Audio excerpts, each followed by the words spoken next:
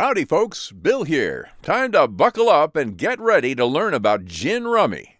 It's all about making melds and keeping that deadwood low, so let's shuffle up and break it down. Gin Rummy, or simply Gin, is traditionally a two-player game in which you and your rival go head-to-head. Now, your goal in Gin Rummy, like most rummy games, is to build up melds. Melds can be either sets, 3 or 4 cards of the same rank, or runs, 3 or more cards in a sequence in the same suit. The objective is to leave as little deadwood in your hand as possible. Deadwood is just a fancy word for cards that aren't part of any of the melds. The fewer cards you've got, the better.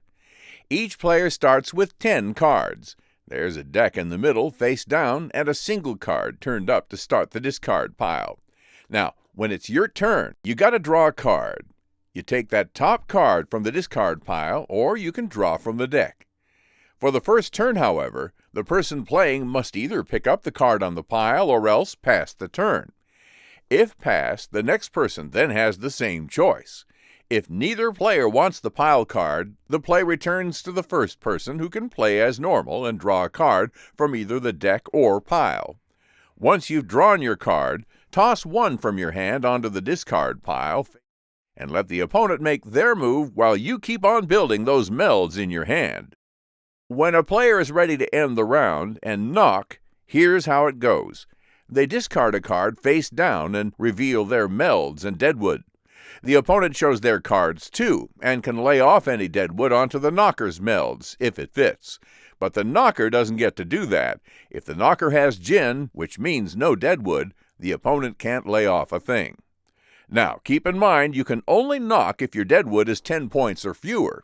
If you're going gin, that's no deadwood at all. And big gin means all 11 cards are in melds. Real slick. If no one knocks and the deck runs down to 2 cards, well, that round ends in a tie. No points for either side, just a reset and back to shuffling. Scoring is all about having as little deadwood as possible. After the opponent lays off what they can, the knocker scores the difference between deadwood points. For example, the knocker has 3 points of deadwood, and the opponent has 21 points of deadwood, then the knocker scores a total of 18 points. If you've got gin, you've got a 25-point bonus. Big gin, that's a hefty 31 points on top. And hey, here's a twist. If the opponent's deadwood is less than or equal to the knocker's, the opponent scores 25 points plus the difference. And the knocker gets nothing, a so-called undercut. Undercutting can be a powerful strategy to catch your opponent unaware. At the end of the game, once someone reaches the 100-point finish line, we must hand out some bonuses to keep things exciting. If you manage to win the game, that's an extra 100 points.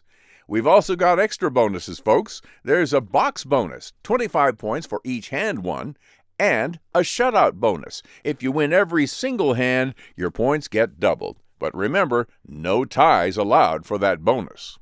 While the person who wins the game typically is the winner, that box bonus might make the game closer than you'd think, and in some rare cases might even clinch victory from the jaws of defeat. And that's Gin Rummy for you.